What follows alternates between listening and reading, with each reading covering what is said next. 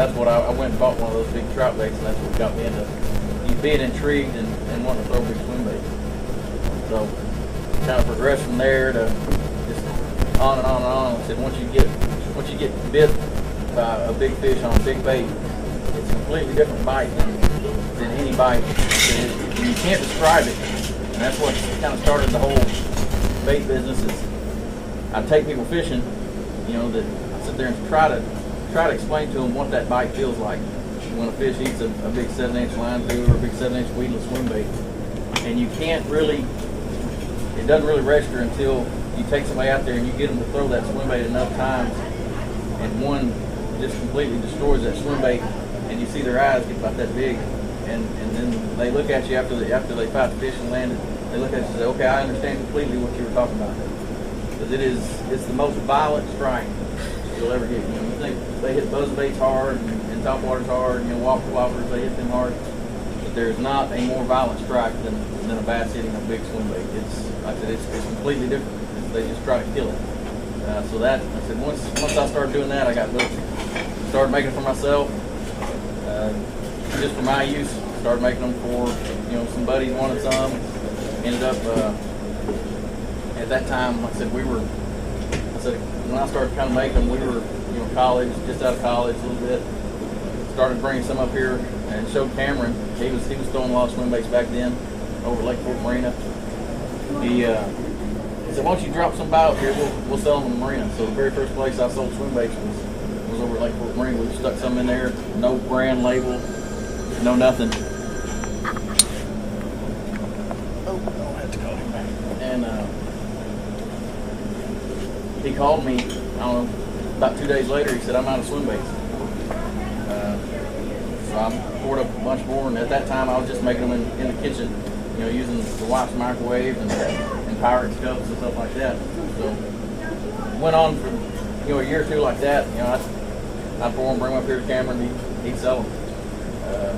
So it rocked on along for a couple years doing that. And I guess 3 years ago, this year, I actually decided, I'm either going to do something with it or just quit messing with it, because it had become more than just a hobby. It kind of moved out into the garage, kicked the wife's car out of the garage, started doing it there, and then so we had to make the decision, 2 or 3 years ago, go ahead and make a actual company, brand it, Smash Tech Custom Baits, come up with a name, printed packaging and everything. Ended up having to build another shop just for the bait company last year. So it's in the last 3 years, it's really grown. Still have some of the original stuff that we started out with. We keep coming out with new things, every year, trying to kind of keep it fresh and keep still the same stuff that's working that has always worked, especially around here. If anybody that's thrown a swim bait around here or watched any of Billy's videos, especially that one with him and Andrew, they know what the convict is, which I said it's a big weedless swim bait. If you want to break it down, I'm talking about big swim baits. There's really, I'm still in camera. That is the convict. It is a 7-inch weedless swim bait. Now, there's also, you're in it from the table to the cooler now. Okay. Another style of swim bait that we throw, it's called a line through swim bait. For those that do know swim baits, they already know this. For those that don't, now, the great thing about a weedless swim bait, and this convict has a belly slit. What you do is you rig a big 10-aught owner beast hook. Shark gas. And I remember when I first saw a 10-aught hook, I thought that was big. To me now, it's not big at all. Like this bait, I remember when I was a kid and I first bought swim baits, I was thinking, these things are huge. In the grand scheme of things, this is small compared to what those fish can eat. I'm sure everybody's seen the pictures of bass floating on top of the water with huge bluegill and other bass and crappie and sand bass and yellow bass lodged in the throat. Like I said, we catch 2-pounders on these. all the time. It's not a problem for a 2-pounder to get that completely down their throat. And on this lake, Jason Hoffman, the guy out here, foul hook gizzard shad this year, it was almost 18 inches long. Yeah, and I've bait that was dwarf that swim around these lakes with big bass are eating. I've went with our biologists and shocking boats and some of these lakes around here, Monticello, Fork. We've shocked up 17, 18 inch gizzard shad. You know, those fish are used to eating those big gizzard shad. You know, when they get to eating big gizzard shad, these baits are what you want to throw. Now, as far as when you want to throw them, I try to throw them if I can, year round. Say you get a warming trend in the wintertime. You know, say we've had, you know, a string of 5 or 6 days where it's 70 degrees and sunny and the lows have only been in the 50s. Those fish will push up and start eating big baits. Now, on a consistent basis, to me, when it gets about 55 to 57 is when you need a big swim bait in your hand and you need to be throwing it every day. The hardest thing to get people to understand or get people convinced is they see something like this and they think, you know, this thing. First of all, this thing's huge. You know, they think, oh, that's a huge bait. But, you know, yeah, it's a 7-inch bait, but it's really in the realm of things. It's not that big. And they think, well, I don't have a big swim bait rod, and you know, I don't have, you know, all this special stuff. You know, it's gonna be hard on me throwing it all day. Now, I have, like I said, I like, yeah, got close. I like a Dobbin 795 throwing these big soft plastic swim baits. Do you need a specialized swim bait rod? No, not at all. When the Convict first came out, when I first got it, I did not own one of those, and I caught it on the 7.3 heavy action, just old basic flipping rod, and it was fine. I have probably caught more swim bait fish on these on a regular flipping stick than, you know, like I said, because when I was younger, I didn't have a specialized swim bait rod, swim bait reels, and all this stuff. So don't let anybody tell you that, well, you've got to have an 8-foot swim bait rod to throw these baits. You can go get a Berkeley lightning rod. As long as it's 7-foot heavy action, you can throw these baits on it. I said, will this be more efficient and be more comfortable throughout the day? Yeah. Will you probably land a couple more fish that bite? Probably so. But can it be done with just a regular fishing stick? Absolutely. I like throwing 20-pound fluorocarbon on the less, like in that video that Andrew and Billy did. You know, they were in pad stems. You know, any kind of line other than braid and pad stems just don't mix. Because if they get wrapped around those pad stems, the only thing it's going to cut is braid. So in that case, I'll go to 50 or 60-pound braid. But 99% of the time, if I'm just fishing grass or anything like that, I like fluorocarbon. I said it's just that's me personally. I know a lot of people that if they're throwing a big swim bait, they're throwing it on braid. Period. That's just the way it is. As far as throwing and where to fish them, one thing that a lot of guys will do it, starting here in a couple weeks, which we're kind of behind what we were last year. Water's still what was it today? 50? We actually got it in the upper 40s in most places. Right? Yeah, if I say up 40, 50. So we're behind the curve from where we were last year. Like I said, if once the water gets 55, 56, 57, and especially when the water gets up to 60 and bass start making a big push, well, these big females, those males are going to run up there. These big females, a lot of people grab that convict and they'll throw it up in the middle of junk, which is a good way to fish it. But a really, really good way, and a lot of guys catch a lot of big fish doing this, and a lot of their clients, is one of them will be fishing all that stuff that you're looking at. Fishing a plastic, fishing something up around all the bushes, all the weeds. Well, somebody else, or the guy will be sitting there fan casting a big swim bait where the boat's sitting, just parallel. Out in 5 to 7 foot of water. And just slow rolling that swim bait while he's either looking for fish for his client or letting the other guys fish up in here. He's just casting out there, and he'll end up catching the biggest fish of the day doing that. Like I said, I know that happens quite a bit. It's no different. We've always for years thrown a wacky worm behind the boat or parallel to the boat when we're fishing the bank, sight fishing or whatever. And this is very similar because it's such a slow presentation like a whack. You can present this thing very slowly. And the retrieve, you don't want to burn these swim baits. You don't throw them out there and reel them. It's not a reaction strike. Now that's another thing that you've got to get people to, that sometimes that are new to it, to wrap their brain around is they're used to a spinnerbait, a rattle trap, a crankbait, wanting to crash it off stuff and real fast, burn it, and rip it. That can work sometimes. As a whole, that is not the way fish eat a swim bait.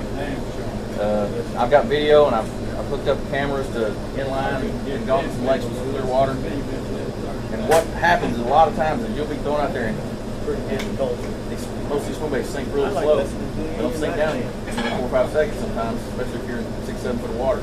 If you're shallower, just let it sink a couple seconds. And you're just slow rolling. I use a 6.3 to 1, and I'm running about that fast.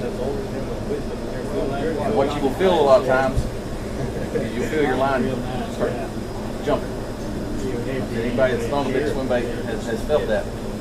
And don't jerk and set the hook right away. Because you'll feel your whole rod will just bounce sometimes. He'll come up and just try to kill it. And he might come up and kill it 2 or 3 times, and then finally he admits to it because he's sitting there tracking it the whole time. He's not just popping up out of the hole in the grass and grabbing it. He's sitting there swimming behind it because there's absolutely nothing telling him that this bait isn't real. No rattling, there's no noises, no bells, no whistles, no playing around. It looks like a fish. It's swimming like a fish. Everything is telling him, that's exactly what it is. He's just going to sit there and follow it and just look at it. And he's just sitting there tracking it. I've had him track it, and finally they'll hit it right at the boat, just short line. But when they do hit it, say you cast out there and you're real slow, and you have that bump. Just keep reeling. Just keep your slow retrieve. And let them, once they go ahead and grab it, let them load up. Keep that rod pointed straight up. A lot of times you're fishing, spinnerbaits, rattle traps, you've got your rod either up here, you've got it off to the side. When you're fishing a big swim bait, point your rod right at it. Just real slow, just like this. Once they finally hit it and load up on it, just reel into them and then set the hook. So you still got to set the hook hard because you're driving a big piece of metal. So it's not like a little light wire treble hook. So you got to go ahead and set the hook, but when you first feel like that tap or that bump, don't just start jerking. You'll miss a lot of fish. And a lot of times if you do miss one like that, so you did, and I still do it. I have trouble getting excited. I'll have one come up and hit it, get excited and jerk it away from me. Don't just reel it in. Just keep reeling it. A lot of times they'll come back to you. Some of the best absolute days, like I said, from now, like I said, if it was kind of a normal, where the water was a little warmer, from now all the way till about the end of April is when I really like to throw swim baits. Now, like I said, I'll throw them year round. I'll throw these bigger ones on a 1/2 ounce belly weighted hook, or I'll put them on a big, I think Nichols, and there's some other ones. Makes a big jig head with a big 8/0 hook in it. That's 3/4 ounce. And you can throw these out deep in the summertime. But, by and large, we throw them in the springtime. And the fall. And the fall. Now, so there's several different sizes, like kinds. Like I said, you've got your weedless with the split belly, you've got your line through, and for those that have never fished a line through or seen a line through, basically all that means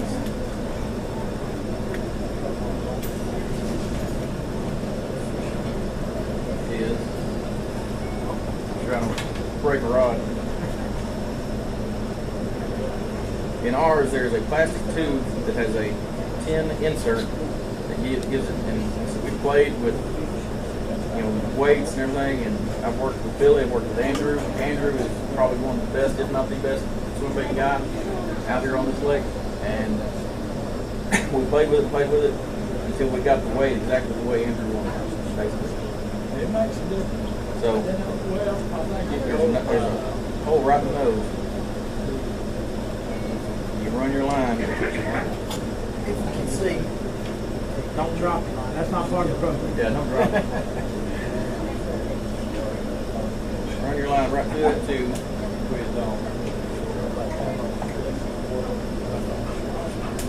Out the belly.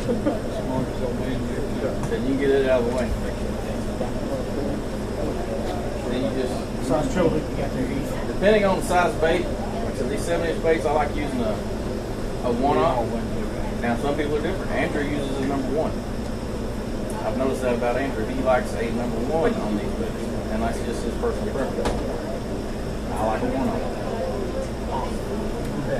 Basically, you just tie that, and I'm not going to cut it because I don't have pliers much to do. I can use my teeth.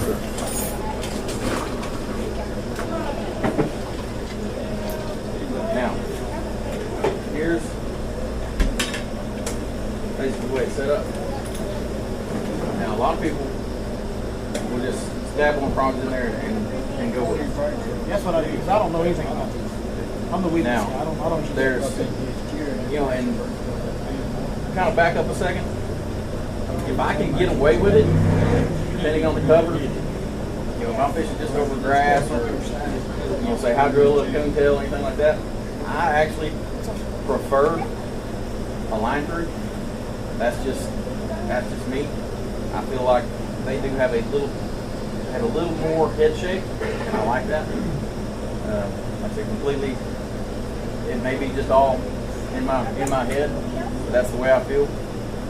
But if I'm fishing, say pad stems, anything, or if the grass is just too thick, scatter grass, I'm doing this guy. A lot of timber, heavier grass, if I'm just getting tired of pulling grass off this, it's getting hung up, I'll grab this one. So one thing, like I said, a lot of people don't pay attention to is one of these, this owner hook, the eye of that hook will line up with one of these points. And if you want your hook and split ring and everything to lay just right, because it will affect the balance of the bait. That eye lines up. So that eye right there lines up with that hook. So you'll take that one and use it to stick in the belly. And I'll go back a little bit further than I'll measure it and go back just a little bit further than you really have to. So that will cause that split ring to lay in there. And you'll have 2 down and 1 sticking up.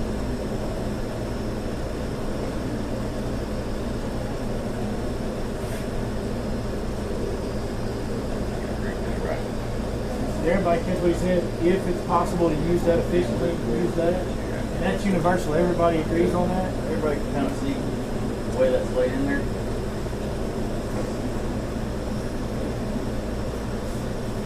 Now, the other way, like I said, for weedless baits, and I'm going to give a couple little nuggets that I had somebody tell me. I don't know why you're going to tell people this, because you're not going to sell as many swim baits. But here's what it is. I use an unweighted hook 99% of the time.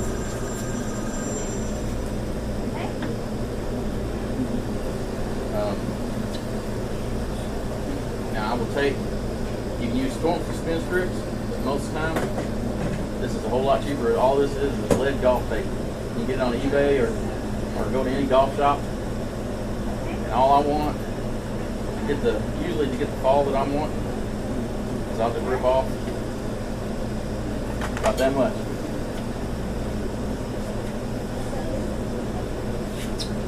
And it's got adhesive backing.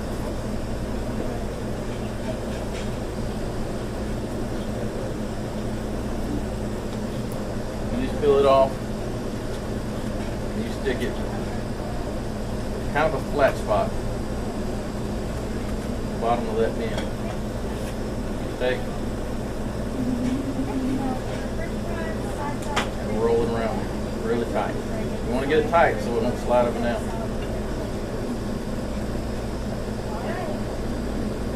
And that is how we fish that big weakness bait. Now, when you rig these, The owner hook comes with a centering pin screw lock. So you stick it in there, and you twist it in.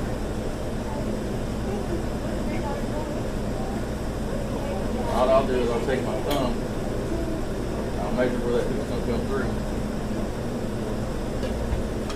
And all you do is poke it straight, perpendicular. It'll come out and it'll rest right on top of that bait. Just like that. And because of that belly slip, you don't have to worry about getting off center one way or the other. And then I'll take and just skin hook it just a little bit.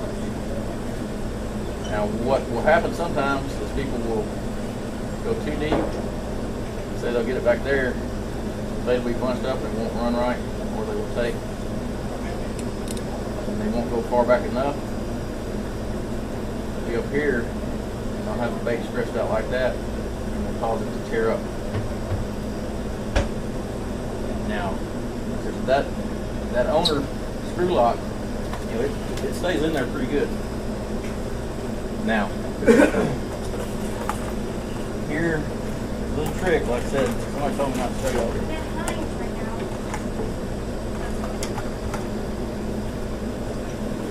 What I will do is, if you can see the difference in that screw lock and the one I just laid in here, this is a Eagle Claw extra large, I think they call it, yeah, XL screw lock. That is the owner screw lock that comes on it. I don't know if I've even showed Billy this. No, you see me looking at that package, don't you? So, yeah, thanks. I was about ready to tell the owner how good the owner is, and I know where you're going now. Well, wow. This little guy said, love the owner hook.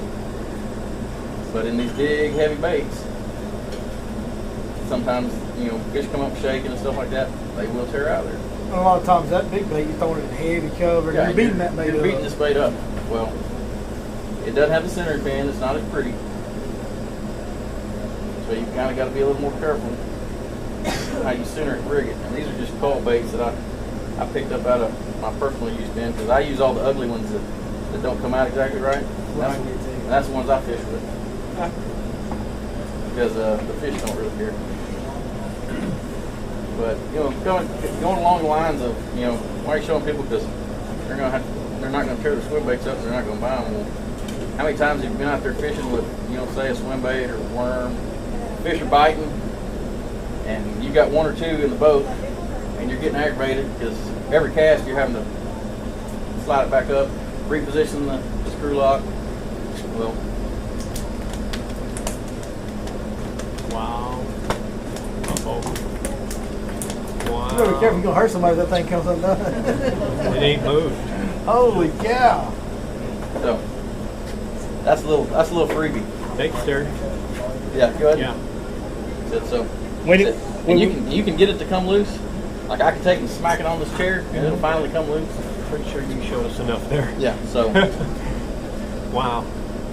Like I said, that's just a little nugget. That's a big nugget. That's a big nugget. So between that and this stuff right here, one swim bait would last you, all day long. Or actually, one pack, because these come in a 2-pack. These weedless ones, you start getting this support, and what will happen is usually the plug will pull out. Once it finally gives, the big old plug will come out of there.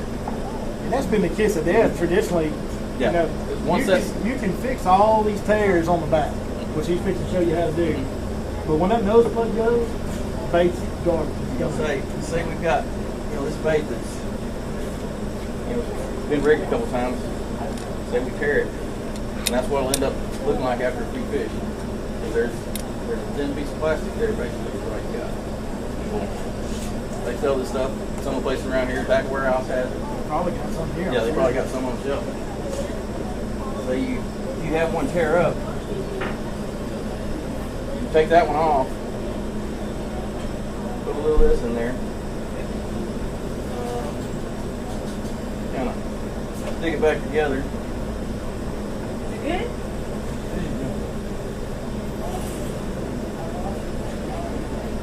And just lay it on the deck of your boat and bring it over. You all right? By the time that one's tore up, that one's gonna be ready to go again and catch, 5 or 6 more fish. How long do you think on that to cure? 5 minutes? I've had to let them, I try to let them sit as long as I As long can. as you can? There's been times like we filmed that honey hole deal with Wilcox. Mm-hmm. I tore one line through swim bait up. It was the only one I brought. And we're fishing on Welsh this last spring with Wilcox doing a honey hole show. And I was throwing a line through and I was catching fish after fish after fish, and I went to fix it. I glued it up, laid it in the bottom of the boat. I picked up a convict, threw it out there first cast, and he was sitting there throwing a rattle trap, and he quit catching them completely. And I was just catching one after another.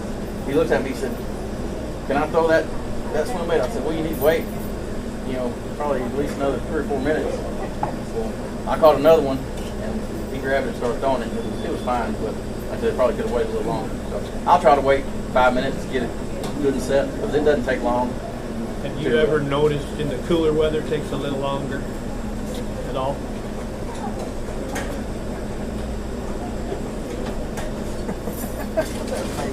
Yeah.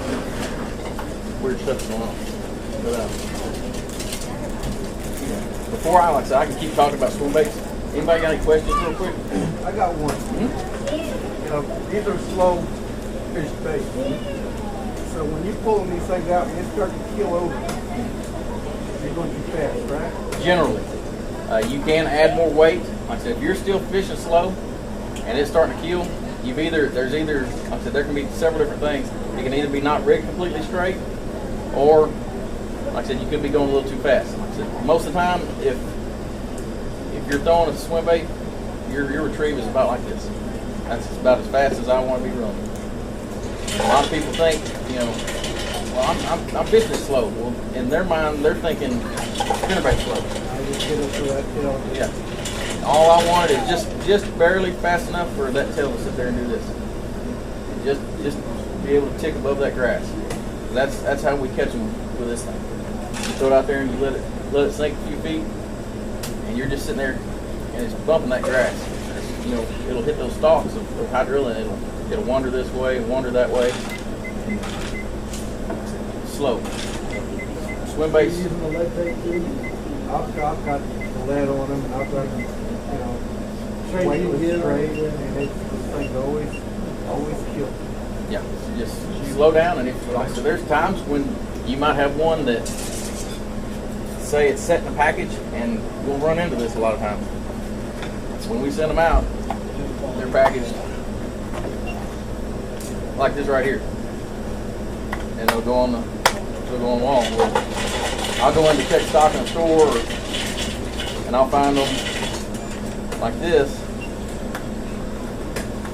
and it'll look just like that. If somebody took it out to look at it, flip upside down. Well, it sits like that for a few days.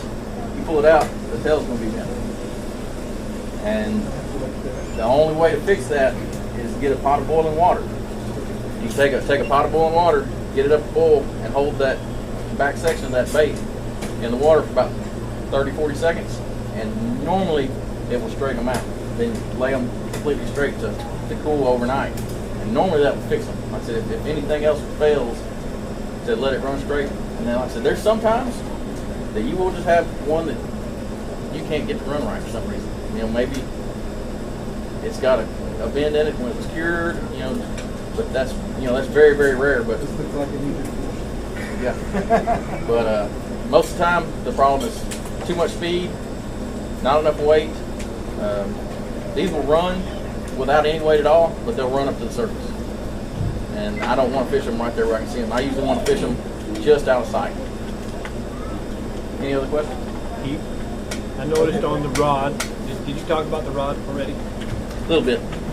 The double ties all the way is very important, isn't it? To the use of the rod. I mean, you're really loading the rod up. You're really using the rod when throwing a big bait like that. I noticed that you have the double ties all the way. I like this rod since I've started using it.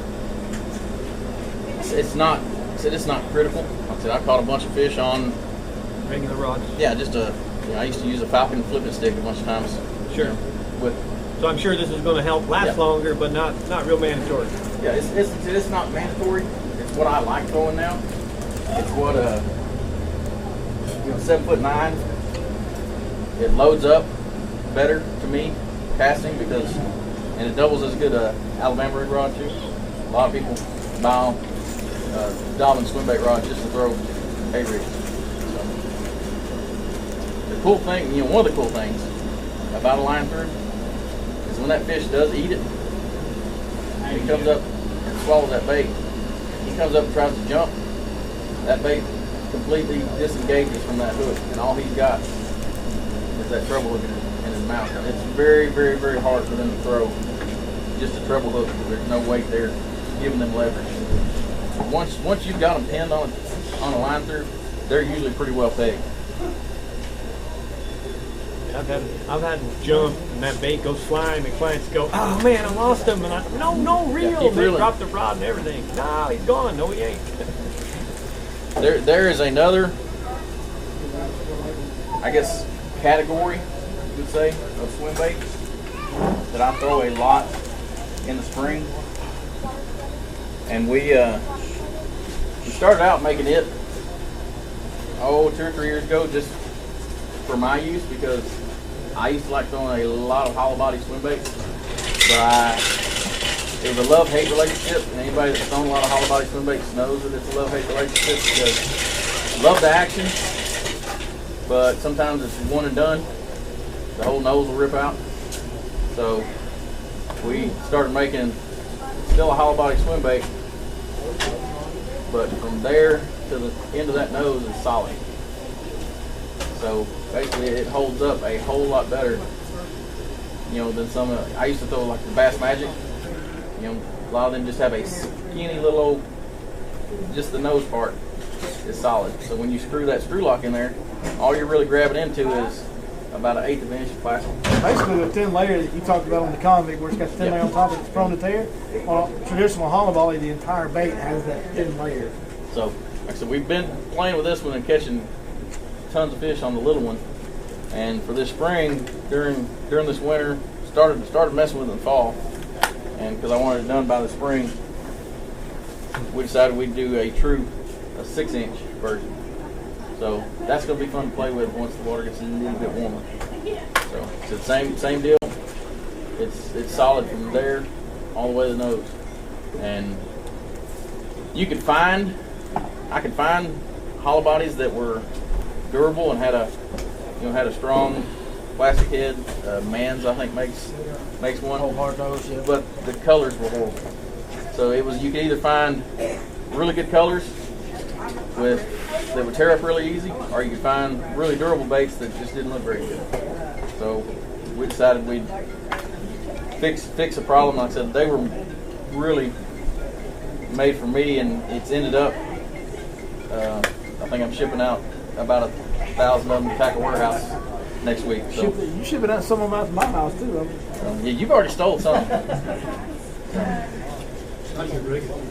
Just like you basically rig it exactly like. What's the hook on that one there? I use an 8/0 on the big 6-inch. On these little guys, here's another little tip.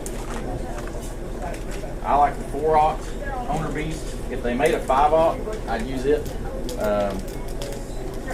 I've used the 5/0 Mustad and 5/0 Gamakatsu, but for some reason I like Owner Boots. And this 4/0 works pretty well. Now, I've in a pinch, I've used a 6/0 on these little guys, but they swim really, really good with this 1/8 ounce 4/0.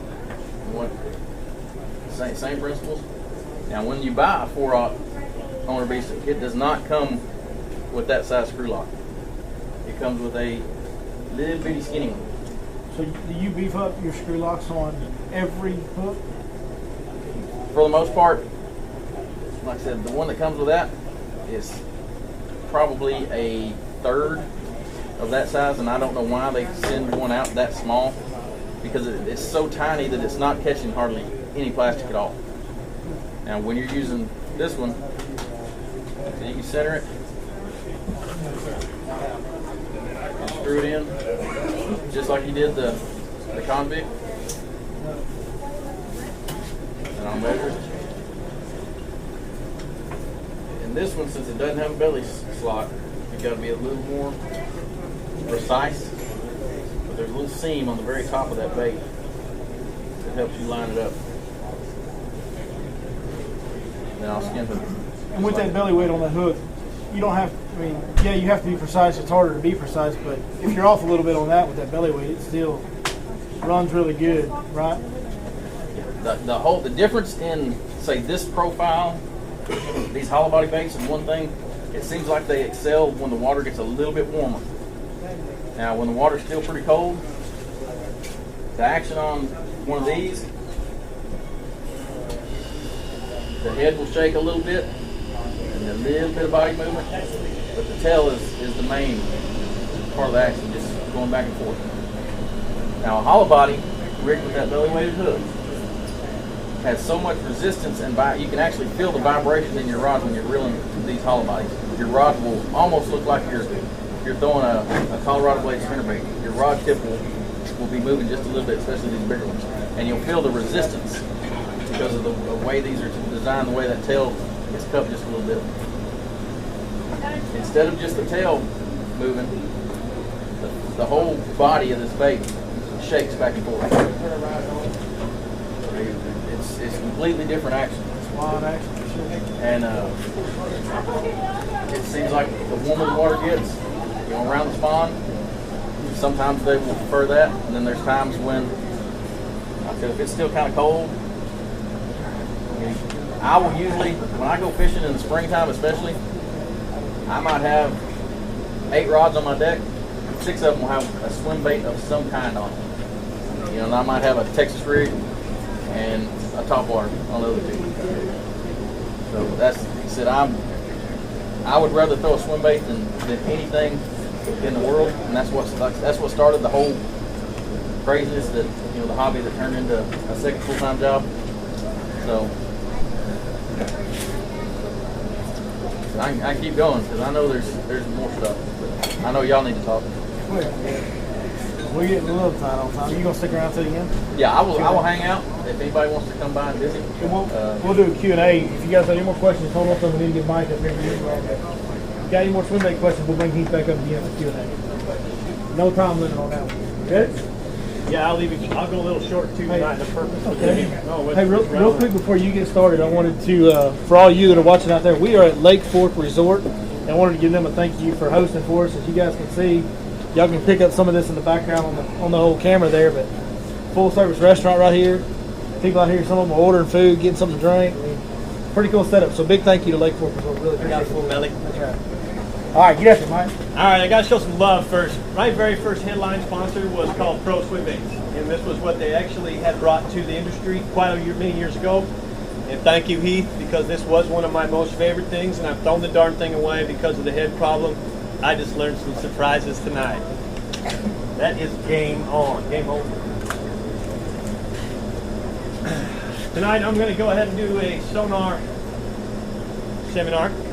But before I do, like I've been, I want to make sure that I do this real professional. And I want to give Mr. Slade Dartry the respect that he deserves. Okay?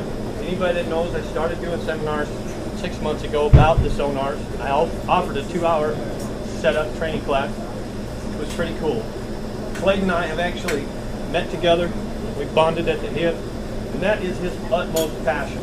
Okay? Like fishing is mine. So I want to give him the credit back. If anybody is looking for that setup, I'm no longer going to do the setup unless it's mandatory. If he's not available, and of pure respect, we're working together. If he's not available, he'll certainly refer you to me. But what I do want to do is continue my lessons on the sonar stuff. I'm going to change it. Instead of teaching you the setup and all the classroom stuff, which Slade is the best at, I went to him today for background stuff. I'm going to do what I call on the water stuff. Okay, more detail, helping you understand things that you're not going to learn in a how-to setup scenario. So you'll see that come out later. It'll probably be a 3-hour trip instead of a 2-hour setup trip. A 3-hour learning how to use and what am I thinking. Okay, I got that out of the way. Kudos to Slade Dowtree. He is the bomb guru right here on Lake Fork. Tonight I want to talk about hard bottom. Okay, I've talked about this before. I've got a bunch of little deals I'm going to send around. This time of year, the fish really key in on harder bottoms, whether they're in the backs of the ditches and the creeks. Okay, you've heard us talk about swings. okay, a creek swing. What makes that swing is harder bottom, typically. Okay, the creek couldn't cut its way into it. It also creates a really unique point underwater. So it's really easy for us to see a secondary point that's out of the water, and we identify, hey, look at that point, it's nice. Every one of those swings makes a point underwater. Not necessarily every one of those is proper or right for the fish. Sometimes it may have to have more of an edge. But this time of year, one of the most important things is the solidity of what's there, okay? Because that's where the wood is. All right, if the more solid that is, that's where those bigger trees can get blown over. There's steel there. And those trees and those roots in those bends are what you need to know. So I'm going to just kind of start handing these around. I just want you to take your time. Don't pass them fast. Each one of these is a different illustration of some type of hard bottom. Some of them have writings on it, so it's really no-brainer. You'll be able to see definitions and changes. So if you study this a little bit, you should be able to see immediately on your sonar, if you don't already know, the difference in hard and soft bottom, okay? The first one is 3 images, all the same spot. Perfect, that's how I run my sonar 90% of the time. And it really clarifies confirmation, everything back and forth of hard, soft bottom. We'll let that one go that way, and we'll let this one go this way. This is a road. You'll notice in the down scan on this one, you'll see the hardness is enlightened. It stands out lighter. It's brighter. So that's in a grayscale on that side scan, and that's a road. Okay. Anybody have any questions so far about where we're going with this? Good. So the reason that these fish will also use a hard bottom is most of the time that is a unique place that the shad tend to come to. In this lake, it's red clay. That's where the shad are getting ready to spawn. You'll notice that every time you see a shad spawn on fork, there's red clay wall behind it. That's because everything out in front of it's pretty hard. They do like to spawn in the vegetation and things, but the gizzard shad specifically want a harder bottom. So this is a great illustration here of what a softer, harder bottom directly is. If you're looking for shell beds on Lake Fork, you're going to see what's called a double or triple echo. So in this illustration, one side says soft and one says hard. That soft is a little hot in the settings. There shouldn't ever be a double echo in a soft, but this is still an illustration to kind of clarify the difference. So when you're looking for shell beds on Lake Fork, where are they? This hard deal right here with a double echo means you're on a shell bed. Okay? If you see a triple echo in Lake Fork, call me right away. You will never see it on Fork. It's another type of shell, and it's quagga or zebras. You'll see that in real deeper lakes. They're more dense. They lay on top of each other, so it gets a triple echo. You're fishing in Texoma where they got quaggas or zebras. That's how you find the zebra beds. Triple echo. This is this one coming here. Any questions there? Is that the same setting? Same setting. Okay. And just a few more here that are defining it. Should be able to tell. This defines a complete transition from where it's super soft to super hard. Okay. Any questions so far? Take here the chicken, right? Alright, doing some change. You see the light red on the bottom? On your left? Soft, semi-soft, laying in super hard. You see the transition. So the 3 colors that we're studying here are blue, red, yellow. Blue's the softest, red semi-soft, and yellow hard. When you see that transition, it's a no-brainer where the hard stuff is. Okay? This is my favorite one right here. Before I pass this one around, I got one more little learning curve, some testimony for me. Everybody with me? Am I going too fast? If you followed me at all, if you watched any of my last show or Billy and I together, last seminar together, I talked about bottom locking fish. Fish, the color that lays on the bottom. I talked about it being typically red. I talked about it having a little hint of yellow in it. Just yesterday, it's on the water, and I got back in about 3 to 4 feet or less. I didn't realize in all my years and all my experience that I've kind of ousted the sonar part, not the down scan side scan, but the sonar part, I kind of ousted that when I get into that shallow water. Okay? So here I am studying a creek. My intentions were to find grass. Okay? It's real obvious when grass grows tall, we can either see it, it shows up, okay? I've got, humbly, I have enough experience to understand when I got 50 coots in the back of the deal, I've got grass somewhere in there. That's it. So here I am, rolling in and out of this creek for the longest time, probably an hour and a half. Because I had ousted that I just don't use, I'm looking at the depth, I'm looking for breaks, but I'm not thinking colors because it's bad habit, pure bad habit. My good friend Mr. Lawson comes in and he says, you see all the grass on the bottom? And I looked at the graph and the first thing I said was, those aren't grass, that's bottom locking fish. And that was my immediate misjudgment because I don't use that sonar like that in that shallow water. And what it actually turned out to be is that grass from the summer and fall had died, got frozen enough. It was cold. We had so much cold. Knocked it way down. And yet it was on the bottom, looked like popcorn, almost could have been food for bottom locking fish. Looked very similar, but once I zoomed in, took it out, that's boom, light bulbs. I had been in grass for about 200-300 yards. Missed it. So your sonar, even in 3 foot of water, is still a tool. It was just really short, guys, just so y'all understand. The grass was probably 6 inches tall at the most. And so that's why it was just a thin strip. It almost blended with your bottom unless you were really looking for it. But that's common in the winter. That happens a lot in the winter. If you had seen my last seminar, that's why I had to talk about it. I learned something that was really cool. Thank you. We should be humble to always learn something. And if you'd seen the last bottom locking, it mean that much more to you because it talked about so much of that fish. And there's even more to that. So here's the best illustration I could come up with hard bottom, soft bottom amongst grass. It's just tall grass. If you can imagine all that grass just got shrunk down and all you're seeing is little red nubs like popcorn on the top. So if you're looking for fork in these creeks right now, that's all you're going to see. Here's a grass illustration. Mike, can I add something in there real quick? Yes, Pallets for this? Please. So for this, guys, in the wintertime on Lowrance grass, you want that pallet 13. You want to use the pallet 13 because the pallet 13 has a brown bottom. Just the brightness of the brown signifies hardness, but what it gives you is a hard color grade.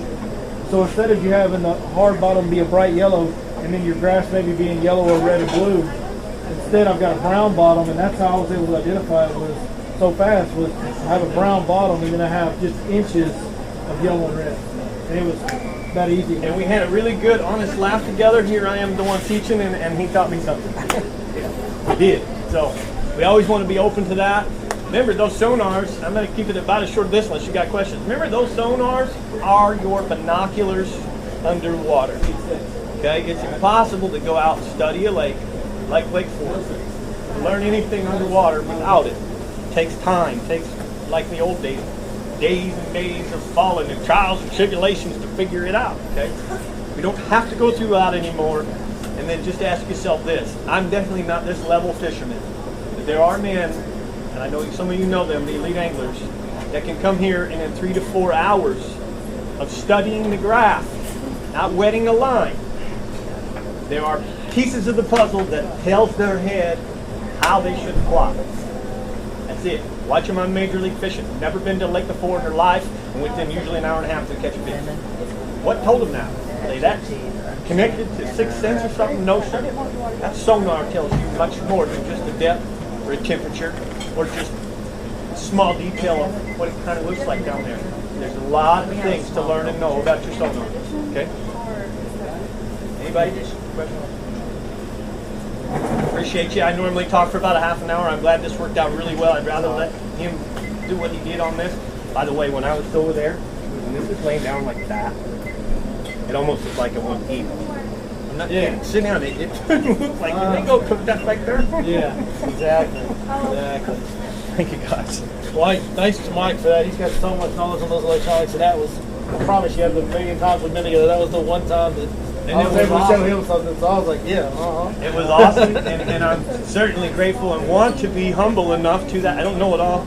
I will never tell you something that I don't have conviction in myself. If I haven't proved it to myself, can't take you out there and show you. I'm not going to talk about it. But that was really cool day. Yeah, and two, what he's talking about as far as using it as a tool, a lot of you guys that have seen the YouTube channel know how much I end up in really shallow water. And so you would think, well, this guy probably doesn't use a sonar. I use my sonar every day, even in shallow water. He's telling me things like he's talking about that I need to know, whether it's that really short grass in the wintertime or whether it's the hardness of an outside bend in a creek channel in the summertime. In 6 foot of water, you know, it's still very, very useful. Definitely get intimate with it. It's the best tool you got. All right. So my topic tonight is going to be something that's I haven't intentionally necessarily avoided it, but it's something I'm kind of happy that I have because I've kind of been able to keep a little bit of my few people know about it. And it's not, I mean, I'm not the only one that throws a spinnerbait in the cold water out here, right? By no means. But this is one that some of the people that have known me from way back know that I've worked on this, tweaked this thing out. It's in the package, but it doesn't come in the package the way this one is. There's an adjustment that gets made very, very important to the presentation. So, spinnerbait's real common. The deal on this, you know, we get the cold time of year, these fish get lethargic, everything kind of slows down. We like a chatterbait because we can slow roll that chatterbait and keep shaking. Right? A lot of the stuff we throw for big fish throughout the year is something I like to call movement without movement. Whether it's a frog that you're walking, he's barely moving forward, but he's constantly moving. You know what I'm talking about? A lot of movement without movement. Swim bait. The tail is just a kick, but that bait's not moving forward very fast. Flipping a jig. That skirt is constantly, even when you pull up next to a root system, that skirt's pulsing. Those claws are moving on that crawl, but that jig's not moving out of the strike zone. Movement without movement is very important. What I've done on this, and I'll pass this around, I made an adjustment on just a normal spinnerbait. First thing is what caught my eye on this years ago was, you know, we all throw, you know, orange colored traps or red colored, whatever. So the orange and the gold caught my eye. This bait out of the box comes with a willow blade. It's not one of this big, right? The orange and the gold and the chartreuse, those are all colors that we key in on in the wintertime. So it kind of caught my eye. Hey, that's a good pre-spawn. You know, if water gets dirty, pre-spawn trap bite, this would be a good option for that.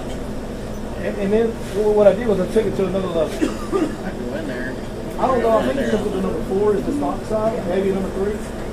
But I took number 6. Number 6, gold willow blade. Which are kind of hard to find, honestly. They really are. This bait will still run true. It won't foul. You can slow roll this bait and it does not turn. A lot of times you get this a 3/8 ounce. That's the other big deal. It's not a half ounce. It's a 3/8 ounce of light spinnerbait, relatively so.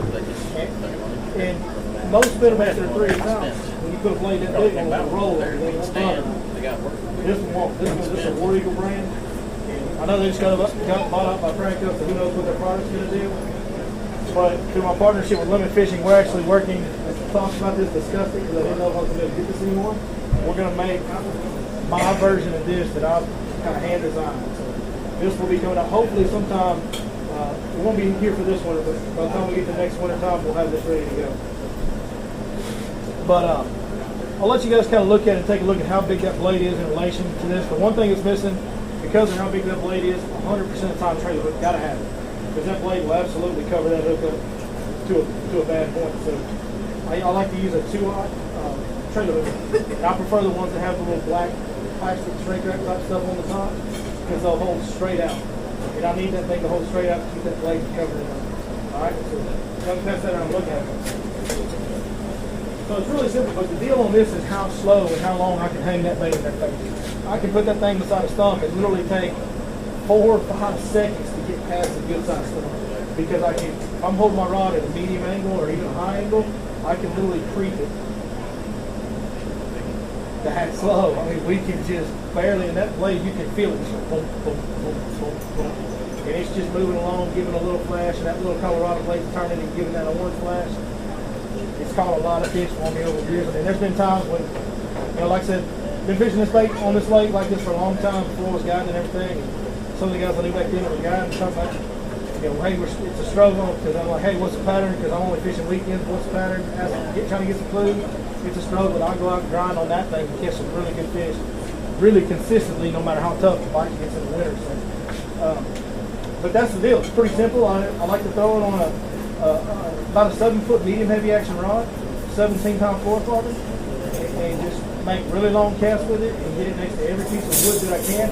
And with that big blade, you can even bump it off that wood, and it's pretty resistant. Spinnerbait's pretty good in wood anyway, but you can bang that thing against that wood and get some bites that way as well. But the whole big key is just going as slow. When you think you're going slow with that thing, you need to slow down a little bit more. Go as slow as you can stand to go, and then start slowing down. You know, when they bite it, it's a lot of times a lethargic bite. They'll catch you off guard a lot of times on this because it's such a slow moving bait and it's a lethargic time of year. So that's one of the other key deals about it is you're reeling that thing slow and it just starts to load up. And it just honestly what it feels like you just reeled it into a really big thick wad of grass. But you gotta pay attention. Before you go to jerk that grass off, you better check. Because he might just be easing off with it. And if he is, you need to reel down and pop him like a Texas rig. My general rule of thumb on hook set guys is this. If I've got one barb, I'm gonna drop the hammer. There are a few exceptions to that, but if I have one hook point, I'm swinging. If I've got treble hooks, I'm just kind of reeling into it. You know, a chatterbait's an exception to that deal. We kind of reel into a chatterbait, few exceptions. But on this deal, you swing. You got the main hook, you got a trailer hook. They're both single, pretty thick gauge barbs. You need to drive it home. In the wintertime especially, you know, when we set a jig hook, we hammer it down in the winter. Their mouths in cold water get even a little bit harder than normal. When you're dealing with big fish, old fish, they got a tough mouth. You got to pop them. And to be able to handle that bait and cast it efficiently in the windy conditions that we get, you have to throw it on that medium heavy rod with that 17-pound line. You start getting a stiff action rod and heavy line, and you try to throw that big bladed light head with a big blade in the wind, and it's gonna give you fits casting. So that's the other thing. Even if you need to drop down to I will sometimes throw it on windy days. I'll put it on a 7-foot medium action rod with a 15-pound fluorocarbon. That scares you, I know. That's tough, right? But you know, you just got to play the fish once you get the hook in them. But if that's what you got to do to fishing. That's what you got to do to fishing. That's the most important thing is fishing. Whatever. You know, just to kind of elaborate on the spinnerbait deal. I don't have one here handy with me, but the other deal that a lot of guys do that's a very similar thing. Very popular on this lake is a white spinnerbait with a single, really big Colorado ball. Again, it's something you can roll really slow and same type of deal. And those baits usually come with a little bit bigger gauge hook, and you can get away with a half ounce, a little bit bigger head because they've got that bigger, fatter blade, rounder blade that will hold it up even higher. I prefer that one. It's a little different look. It's something these fish don't see every day. You can't buy that bait out of a package like that. You have to buy that bait and then get that bigger blade to kind of tweak it out and make it form. Something just a little bit enough different. We catch a lot of fish in the winter. Really simple and quick, right? Any questions? Y'all want to bring swim bait guy back up? I know some of y'all do. Where's he? Heath, you still here? There he is. Yeah, I see you looking. Oh, he showed me that earlier. All kinds of crazy baits. You guys got some questions for Heath? Anybody got a question? Any questions of any kind for anybody? We'll get them up. Mike, Keith, you want to come over here?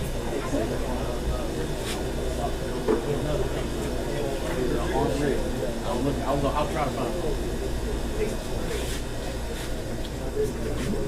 All right. I guess that's it. No questions? That's all of it? Well, Lake Fork Resort, thanks to them. Thanks to Heath Taylor. Crazy Mike's over there. He's no telling what he's probably off to 10 different subjects by now. It's all we can do to rein him into one subject a night sometimes. I love that boy. He's a good man, but he's a little bit out there sometimes. But, all right. I think we're done. Thank you, sir. Thank all you guys for coming. The next one will be 2 weeks from today back at Lake Fork Marina. So if you guys are in town, come see us over there. We'll have try to have at least one, maybe two new guests for the next one. That's it, man. Appreciate it. Y'all go home or get something to eat. Do whatever you want to do.